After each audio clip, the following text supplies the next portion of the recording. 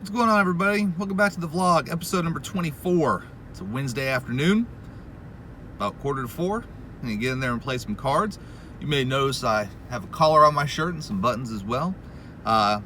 Came straight from work, and I figured if I look good and I play good, I'll make good money. Yeah, I figured if I study high, take the test high, get high scores, right? Right. Right. Flawless logic. So anyways, I'm gonna get in there, try to run it up.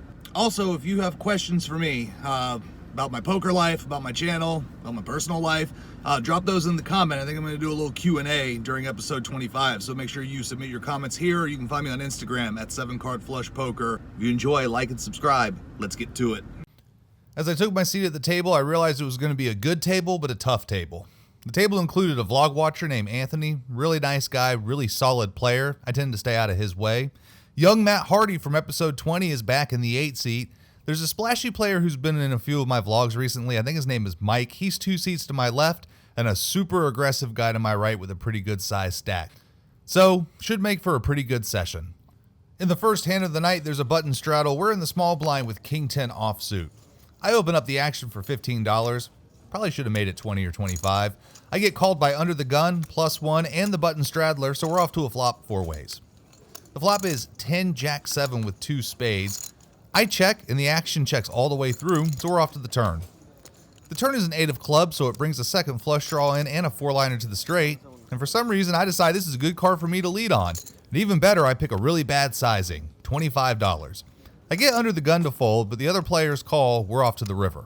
The river is a 5 of clubs, so brings the backdoor flush in, plus there's all sorts of straight possibilities out there. I want to bet and try to take it down, but it's literally my first hand, and any 9 has me crushed in this situation, so I just end up checking, and it actually checks all the way through. I show my hand, and somehow we're good here on hand number 1.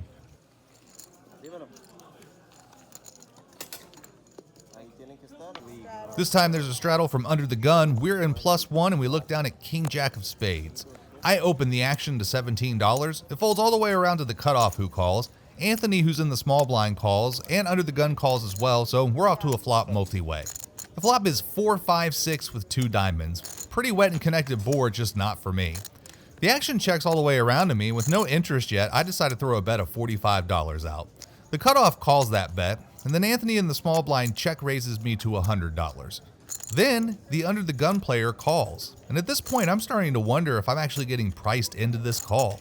It's only $55 more to win over $350, but all I really have is 2 overs on this super connected board that's going to hit my opponent's ranges way more than it's going to hit mine. So I end up making the fold. The cutoff then jams all in. Anthony in the small blind calls, and under the gun calls as well. We're off to the turn in a huge pot. Anthony goes ahead and flips over his hand and shows 7-8 for the flopped straight. The turn is a king of hearts. Pretty glad I got out. That could have gotten expensive. The river is an 8 of clubs. Under the gun shows 6-7 for the rivered straight to chop. And the cutoff, he shows Jack X of diamonds for a missed flush draw. Just an absolutely huge hand that I really had no business being in.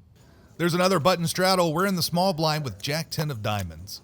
I call the $5 straddle, as do 3 other people, so of course the button's gonna squeeze here and he raises to $20. I make the call and 1 other player calls. We're off to a flop 3 ways. The flop is Jack Deuce 4 with 2 clubs, so I flop top pair here. I check looking for some aggression from the straddler, but the action actually checks all the way through. The turn is a queen of spades, so I feel I need to bet to start building a pot, so I bet $35. The button is my only caller, so we're off to the river. The river is an ace of hearts, and I've got this sick feeling that I let my opponent catch up on the turn, and so I decide to check. Luckily he checks behind. I show my hand, and he shows queen 10 for a pair of queens. It's so stupid that I checked the flop and waited until I was behind to start putting money in. It's just such a terrible play, and I'm never going to get to that next level of poker if I keep doing this shit. My stack went down from about $270 down to about $130 over the course of about an hour. I'm pretty frustrated with myself after that last hand, so I decided to go ahead and step away and have a very stern talking to with myself. I come back to the table refocused, add on for $70, off to the next hand. We're in the cutoff this time when we look down at 7-8 of diamonds. The action folds around to me and I bump it up to $10. The small blind makes the call, and then the big blind jams all in for $60. The small blind only has about 65 or 70 bucks in his stack, so if I call, I'm pretty much expecting him to jam. But I go ahead and I make the call. He does jam for 70 total, and so I call that as well. We're off to a flop 3 ways with 2 all in. The flop is king 8-4 with 2 spades, so flop middle pair here. The turn is a deuce of spades completing the flush, and the river is the 3 of clubs. I show my hand, and somehow I'm good here and scoop in this pot.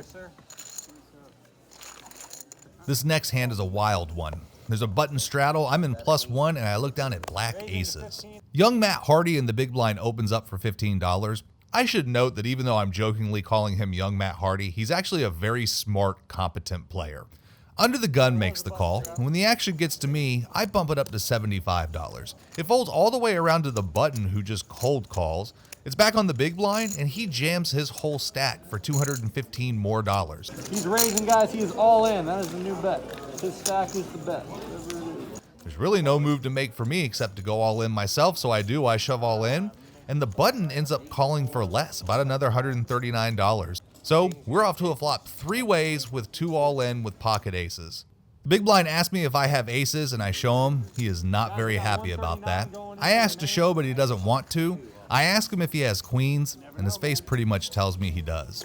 The button has ace-9 of spades. I don't know what the hell that is, but let's see a flop. The flop is 10-10-6, so the button has flopped a gut shot straight draw. The turn is a king of diamonds, and that'll tighten the butthole a little bit because I don't know if I'm up against queens or kings. The river is an 8, my hand is shown, and my hand is good. The big blind never did show me what he had, but I'm pretty confident it was queens. We scooped this $825 pot in our direction. The biggest pot of the vlog, and probably one of the biggest pots I've ever played for. Oh yeah, it did. I know. I didn't like the flop either. He flops a gut shot. Like It was king to queen. Raise to 25. There is a button straddle. We're in +1, and we look down at ace-5 of hearts. The small blind and the big blind and under the gun all make the call, so when the action gets to me, I bump it up to $25. I get the button to call and the original 3 callers, so we're off to the flop 5 ways in a bloated pot. The flop is 4-5-7 with 2 diamonds, and the action checks through, so we're off to the turn. The turn is a 9 of clubs, and it brings in a second flush draw. The action checks to me, so I decide to go ahead and put a bet out, and I bet $60. The button and the big blind both call, so we're off to the river. The river is a 2 of hearts, so ace-3 just got there. The big blind checks, I go ahead and check, and the button checks as well. Under the gun shows 9-10 for a pair of 9s and wins. I know what you're thinking. Bet the river. But there's no way under the gun was going to fold. If he thought he was good on the turn, then he knew he was good on the river. There is another button straddle. We're in the cutoff with ace-queen of diamonds. There are 2 callers before it gets to me, and I bump it up to $25. The button is all in for $29 total, and the big blind makes that call, as does the hijack. So I throw in the extra $4. We're off to a flop 4 ways. The flop is 10-queen-8, so I flop top pair here. It checks to me, and I throw out a bet of $80. Everybody ends up folding, so I'm heads up against the player all in, and he shows me 6-9 offsuit. The turn is a 10, and the river is an 8, so my hand holds, and I win. We're in +1 when we look down at queen 10 offsuit. There's a call from under the gun, and when the action's on me, I bump it up to $13. +3, who plays every single hand, calls. The big blind calls and under the gun calls, so we're off to a flop multi-way. The flop is 6-7-9 rainbow. The action checks to me, and I put out a C-bet of $35. +3 and under the gun both call, so we're off to the turn. The turn's a 7 of clubs, so it pairs the board. Once again, the action checks to me, and so I beef up the bet a little bit, and I bet out for $100. And both players fold. I mean, he was right. We're in +2 this time when we look down again at pocket aces. Under the gun raises it up to $5. +1 calls, and when the action's on me, I bump it up to $25. +3 calls, of course. Under the gun folds, and +1 says he's pot committed, so he makes the call as well. We're off to a flop. The flop is pretty safe. It's 10 high. The action checks to me, and I continue on for $75. +3 beats me into the pot, all in for less. He only has about 18. +1 also makes the call, so there's about 130 in the main pot and about 115 in the side pot. We're off to a turn. The turn is a 2 of diamonds, and once again my opponent checks it over to me, so this time I bet out for $140. The player in +1 makes the call, and that has me concerned. This is a board that could connect with him more than it could me because he was the straddler and said he was, quote, pot committed. Tell you one thing I am worried about, giving away all my money right before I'm supposed to leave, so I'm going to tread cautiously on this river. The river is a 5 of diamonds and it does bring in a flush. My opponent checks to me. I'm worried that I'm facing something like a set or a flush. I check behind. I show my hand. +3 shows 3-4 of diamonds for the flush, and +1 mucks. So +3 wins the main pot, but I actually come out up a little bit over $100 just from the side pot.